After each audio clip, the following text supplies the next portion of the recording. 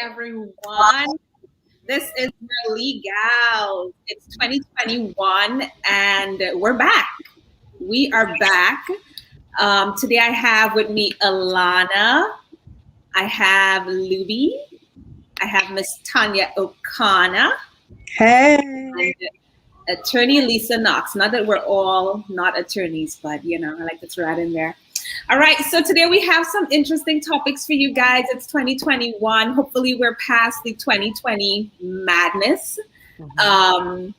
We've seen a lot of good things going on. It's the first 100 days of a new administration. We have vaccines out. So last time when we saw you guys on here, there were no vaccines out. Come on in, y'all. Come on in. I see that one person. Hey. Hi, Mom. Hey, Mommy. So there's a lot that's been going on. Let's get going talking about vaccines. There's a lot of people taking the vaccine, people not taking the vaccine, people saying things about certain vaccines. So, Tanya, where are you on that? What's your take on this whole vaccine conversation? I am fully vaccinated, and if you guys don't mind, I'd like to poll the LeGals to see who is vaccinated. Ooh. So like when you say fully vaccinated and who so is it like 1.5 or full or not? Like where's the poll going? Let's hear it. I don't, I have not gotten my vaccine as of yet. You have not? No. Okay. I have my first dose, so I'm getting my second dose. You're doing next week. Okay, so you're doing what's the other one? Pfizer. Okay. Yeah. Anyone else want to share? I if you want me to, I'll share. Luby, do you want to jump in? Are you there? Luby took the smooth way out. She didn't want to ask the question. I realize that many folks are apprehensive, and there's certainly cause to be. But in my estimation, there's more cause to be cautious and be vaccinated. I, for one, was so concerned about family members of mine who are very high risk, and I want to be with them. I want to be with them without worrying about, quite honestly, killing them, because I know personally that there are instances where, people have not been vaccinated, have not been careful, and they've literally killed a family member. And that is so sad. That's devastating. So more so for them than for me. That's why I took the vaccine. Not that you guys asked for an explanation, but I just want it to be understood that it's not just us that we have to worry about right now. I am personally, I took one shot of the Pfizer. 2 weeks afterwards, when my one shot was, strongly in there, I did catch COVID. I am still a COVIDian. My whole household caught COVID, right down to the cat caught COVID. Everybody. How the cat? Hold on. Pets can catch COVID from you. Oh, wow. A cat? You said a cat? CAT. Ma'am. What was the cat doing? Kitty. A feline. Wow. Okay, I didn't know that. The cat caught COVID. Wow. Literally today is the last day of my quarantine. It is not, and I was absolutely one of those people who, my doctors was like, you better not catch this COVID, because you catch this COVID, you go into the upper room. And it was just already a guarantee. And so I took the first shot. So I took the first shot, and my experience was mild. My son's experience was mild. It was like a bad, like a flu, except there was 2 days where, and I think I called Tanya. I was in a midst. My skin hurt. It literally hurt. My skin hurt. I think you just went a little bit, Lisa. My skin hurt. Like taking a shower, the water hitting my skin, it felt like it was cutting my skin. Other than that, for 2 days, it felt like that. But for the rest of the time, it feels like a flu for me. It felt like that for my son. My son is still coughing though. But, you know, my sweetie, he was in the hospital. His cousin in the hospital, serious conditions, and they're way healthier than me. Like way healthier than me. So y'all can choose however you want to. Be scared of the vaccine if you want to. Don't be scared of it. I grew up in Orlando, right outside of Eatonville. I attended Tuskegee. I worked at the VA hospital where they did the syphilis experiment. And guess what? Tomorrow, my son and I will skedaddle down to the damn vaccine place. Go ahead and stick your second and stick another one over here. Like, so do you think that your symptoms were mild because you had one dose on board? Absolutely. Absolutely. I think that was like perfect, God's perfect timing. Because if not, I don't know how I would have handled it, how my body would have handled it. There's no one who can say one way or the other. And to be honest, even though I had one vaccine, I was still terrified. I woke up every day terrified that it would get progressively worse, because that's how it was getting. Every day was progressively worse. It is a roller coaster and a nightmare. And people will say, oh, well, if you have the vaccine, you're not supposed to get the COVID. No, it lessens the chance of it being to where it puts you into the hospital. So don't try and downplay that vaccine just because you're scared of a little needle. Don't do that. Yeah, I will say this. I was talking to my sister, and with Lisa's experience and some issues that we had, so I had to rush her to the hospital. She was having some respiratory issues, and everything was crossing my mind. Oh my gosh.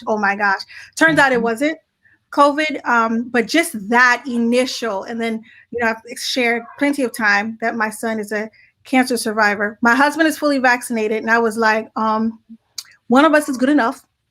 But it's like, you can't have, a front door and a back door of your house and leave your front door unlocked and your back door locked. Like, your house is still unsafe. So both of us, need to be protected so we can protect them. And just that initial feeling, like when I took my sister to the ER, they were like, what are your symptoms? Do you have COVID symptoms? Like, yeah, we do. Okay, you can't go in with her. And I was like, I'm gonna have to leave her. I have to drive home by myself and just wait. And it's just that was just a lot. That is what really prompted me to go ahead and get it. We are safe. I took before I took necessary precautions, wore the mask. We don't go to big places and such. So I thought, well, that's fine. But then, you still can catch it. But what my sister and I discussed, because I had to call one of my really close friends who works with COVID patients. And I was like, so you can still catch COVID if you are vaccinated? Like, that don't make sense to me, because they don't make it clear though in any of your reading, any of your research, any of the commercials. They don't make it clear how the vaccine is supposed to work so that we can have a better understanding. And what she explained to me was, what she has noticed, those who are fully vaccinated or those who are vaccinated, their chances of being admitted into the ICU is far less or none at all. Like, they come in with COVID symptoms, but they're sent home with just medicine or albuterol or some breathing treatment because the vaccine is working. But for those who are not vaccinated at all, those are the ones who are being admitted. Those are the ones where they see the severe symptoms. And if it were not for her, I'd still be arguing with my husband. Well, the vaccine ain't working if you can still get COVID. Like, exactly. Yeah, the vaccine. I think they need to do a better job at releasing some of this information so that we can understand it, especially Black people, because we have a distrust. These types of things. Yeah. So do you think it's not the responsibility of the person getting the vaccine to check up on it and get all that information prior to going so that they know exactly what they're getting Well, into. if that's the case, well, under that premise, Jamila, that's just assuming that everybody is going to go ahead and do that. We're trying to convince people to get vaccinated. If they already have in their mind this is what's going to happen, why would they look it up? Why would they? People who are stuck on their way and stuck on their own thinking, that's just what they're going to do. You have to give them a reason to be like, listen, what you're thinking is inaccurate. I mean, people will go to Google Law University all the time and tell you the law. We come to them like, listen, yeah, what you believe is not happening. Your day in court is no, that's not how it is. Okay, how you see in Law and Order and SVU, that doesn't work. That's not real life. We have to tell them that. And so I'm going to be honest. I will tell you that I didn't do a whole lot of research before I was vaccinated. I didn't either. My understanding was that the vaccine does not prevent you being infected from COVID. It prevents serious illness, hospitalization, and death. You can still get ill. You just won't be seriously ill and hospitalized or placed on a ventilator, but you can still, catch it. I mean, I didn't do a whole lot of research, but I knew that. So, I mean, it depends on what you're watching, what you're listening to. But I think that there's some media outlets, and my favorite is NPR, who make people aware that, this is what you can expect if you are vaccinated. Well, I'm going to be honest with you all. I think, it might be on the business end of everyone to do their own research. But one, let's just be honest, our educational system is not set up for people to independently think like that, being honest with you. Two, not here. And two, being honest with you, I think that there's so much distrust even about the way this whole situation was handled, to where, yes, it is incumbent upon our political leaders and and the people who have the voices that have the attention to say something and to provide, to back up why we need to be able to believe them. Because let's just be very honest, since this has come into play, February of last year, probably a little bit earlier than that, but since it's come into play of February of 2020, where we have seen it go like an Atlanta Real Housewives reunion show, just everything about this whole COVID has been handled messy from the beginning. So it doesn't inspire a lot of trust. I get it, because I was absolutely one of those, especially for Black folk. I was one of those where I'm like, oh, the government said we should do it. You know what I mean? Speaking of the government, they came through on the trial of Derek show. Okay. Well, Alana, what were your takeaways from that trial? Well, I didn't follow the trial day by day, honestly. I didn't watch a lot of it. I just kind of, looked at the highlights and that kind of thing. And, I did watch the verdict come down. And I don't know, looking at his face when that verdict came down, I was like, wow, I don't think he was expecting, that guilty verdict. I wasn't expecting it either, I'm gonna be honest. So I was pleasantly surprised, but I think the jury got it right. At this, this point, I knew, and I think they knew too, that if it didn't come down to a guilty verdict, there would be riots in the streets. And I feel like that had to come into play in their minds as well, and probably some harassment and things of that nature. So, I didn't follow the trial, each day, but I think the jury got it right for sure. I watched the trial, not every day, but most days when I was at my desk, I tuned in. And let me tell you, I would have been shocked if they didn't return the jury verdict. Those prosecutors put on a tremendous case. I mean, from the medical evidence to the department witnesses, the chief. I mean, they did a phenomenal job. When I say they came through, they came through. So, a lot of people are saying that the jury was intimidated to return a conviction because of the potential for civil unrest. I don't buy that. The evidence was overwhelming. And I read his face to say that he expected that verdict. I don't think he was at all. I think he was looking to and fro to see, what was going to happen next. Like, how soon am I going to be taken into custody? That kind of thing. I don't think he was surprised. Wow. What about you, Jamila? What did you think? Yeah, I think I agree with you, Tanya. The evidence was overwhelming. I mean, I think the whole world was in turmoil after the video came out, right? A picture tells 1,000 words. I was a little bit concerned, to be honest, because of the testimony by the medical examiner who actually testified. I believe it was for the defense, and he was talking about, that's when they started to bring in, the carbon, all these other different things that could have been a cause of death. And hearing that from the medical examiners, I started to get a little bit concerned, but I think they did get it right. I think the jury really did get it right. I think the question now is, what happens next, right? So the sentencing is now in the hands of the judge, right?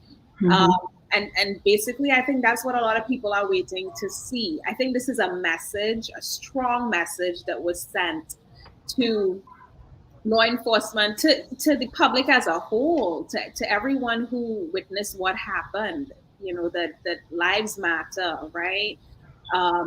But now I think everybody's waiting to see, well, what is the sentencing going to look like, right? How much do these lives matter?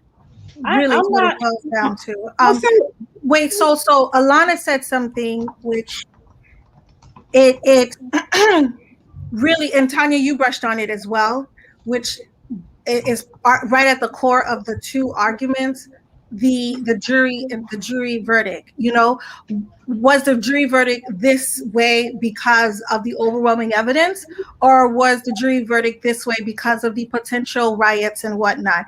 And it's scary that the people on both sides, educated people on both sides, are saying, one or the other. Governor DeSantis went on and he said whatever he said. If it's this, then this is, and it's concerning that with the video, with the evidence that was presented, that is even a topic of conversation, that you don't believe, or some people don't even believe, that this man was killed by the hands of this officer. And it's disheartening to show, it's like, does the life of the man not matter? Does it matter that he was this? Does it matter that he was that? Could we not look at the picture? Could not look at the evidence? Could not look at the video and say, this is what actually happened in the verdict and the jury got it right? Does it do? Must there be a reason for them to have found him guilty? Was it not enough to convince you too? So I don't know what message is going to be sent across, because if the judge make a sentencing, it's going to be like, okay, well, they had to do this, because if they don't, then the riot's going to, then there's going to be a riot. Or they had to give them a sentence, because if they don't, then there's going to be that. Like, it's concerning that these are the conversations that we're having.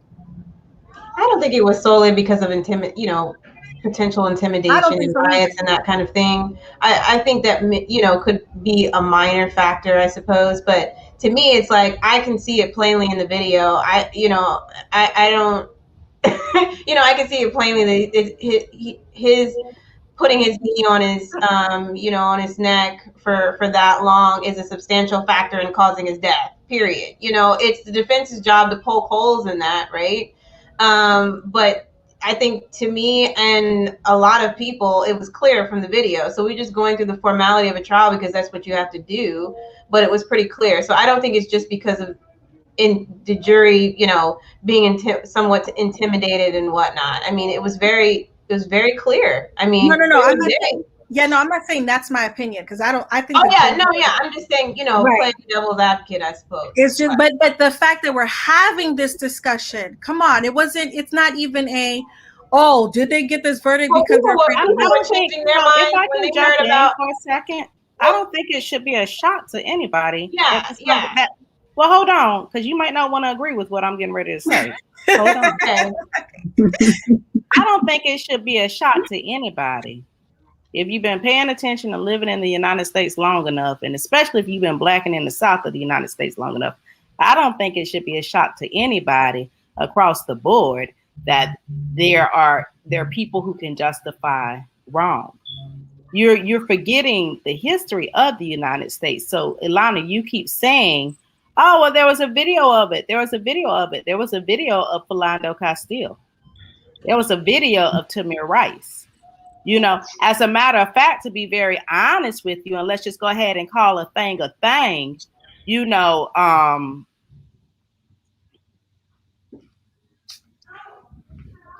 United States has a history of justifying what is done along the color line, especially when there's police officers involved.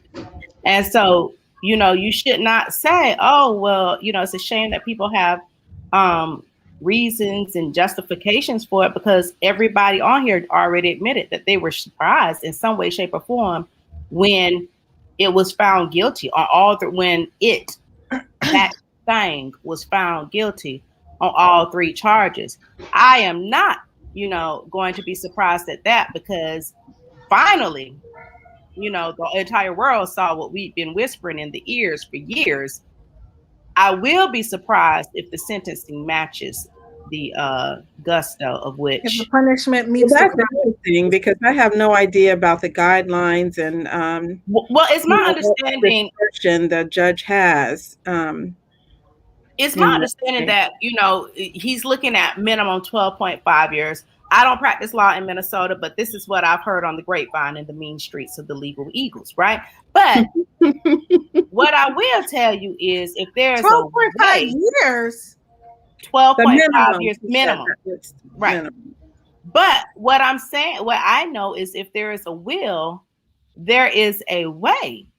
You know, if there's a will, there's a way. And if they don't want him to serve 12.5 years or more, there's a way to get him out of that. I just want to make sure that they keep that same energy and that we keep applying that same pressure. So when it's time for sentencing, that we're all there, eyes on the board. Because see, if we're not all there, the world had eyes on it. It wasn't just the United States. It wasn't just that state. It was the entire world. Because when it happened, the world protested. So the world had eyes on the trial. If we take our eyes off and divert it when it's time for the sentencing, just like they were so quick to yell out the verdict of the ruling of guilty, they were yelling that thing.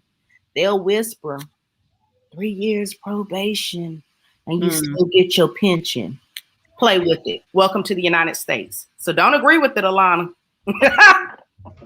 I have hope. No, I was agreeing with the fact that people will justify, you know, something like that, because even when you learned a little bit more about George Floyd's background, people were saying, oh, he's this kind of person now, you know? And so then they're like, well, maybe he did deserve, you know, whatever. So it happens all the time. That's what I was kind of agreeing with. Yeah, I'm hopeful that we would really see that justice is served in the end of it all. So, well, let's see if the United States is finally wearing a petticoat up under that dress, or if we're going to just keep seeing her slip. Okay. Well, I think this is our time for today. It is so good to see you guys. I miss y'all. I miss y'all. Yeah. I can't wait. Promise it won't be another 5 months before we do another video.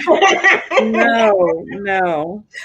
And I think at the end of all of our broadcasts, we invite our viewers to send us some comments, you know, some suggestions about topics that you'd be interested in hearing us talk about, or joining the conversation. We'd love to have you. Bye, guys. Bye, y'all.